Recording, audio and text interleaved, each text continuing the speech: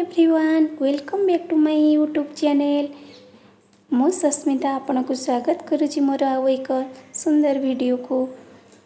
जदि मो वीडियो ठीक आपन को भल लगे गोटे लाइक और शेयर सब्सक्राइब करने को जमा भी भूलें।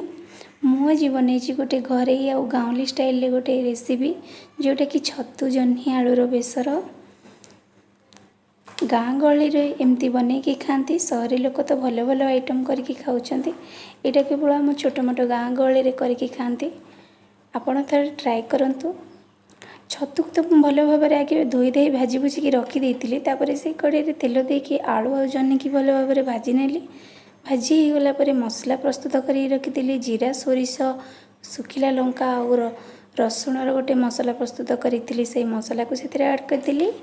तापर देखो गोटे टमाटर पकईदेली। स्वाद अनुसार लुण हलदी आ लंका गुंड आपणकर आग हिसाब से देवे। ताकू टिके कषि नेबे। सी कषिला भितर मु चली आसली देखिया को मो पु केमती पाठ पढ़ुची ना नहीं। देखला बेलू सी कका सहित पाठ पढ़ुची बसिकी। से कहया कथा जे जल्दी जल्दी पाठ सारीदे मत खेलिया मामा छाड़ मु कका सहित खेली। से निजे निजे पाठ कंप्लीट कर सारा। एडिशन और सब्सट्रैक्शन जहाँ भी दिखाई से करदे। मु चली आसती मो काम को। देखला बेलू मसला भल भाव में कषि हो जाइए।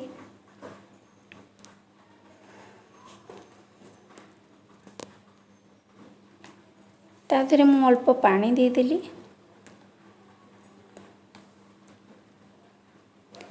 टिके पानी देकी फुटिया को छाड़ीदे। से भल भाव में फुटी गला भाजिकी रखि छतु को आम से ऐड करदे। मुझे घोरे नहीं कहीं भल जल्दी फुटण आसीज। घोरा खाला बेलू देखो केते जल्दी फुटण आसी जापर मु 3टा तेंतुली रखी से पकईदेली।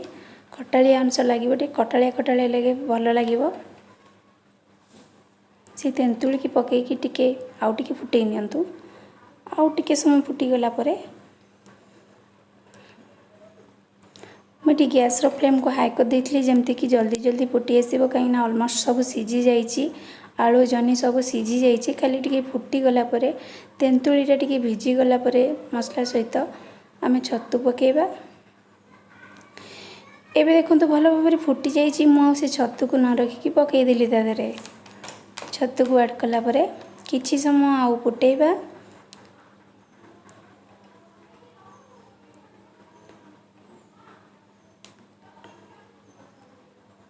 छतु पकई सारापर आउ 5 मिनिट फुटेला देखु झोल भी टिके कम हो जाइए। आपण रुटी सहित ना पखाल सहित ना गरम सहित जो थे भी खाईपारे बहुत टेस्ट लगे।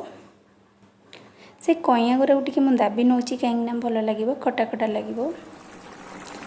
मु टेस्ट कली टिके लुण कम थिला से मुझे लुण पकईदेली।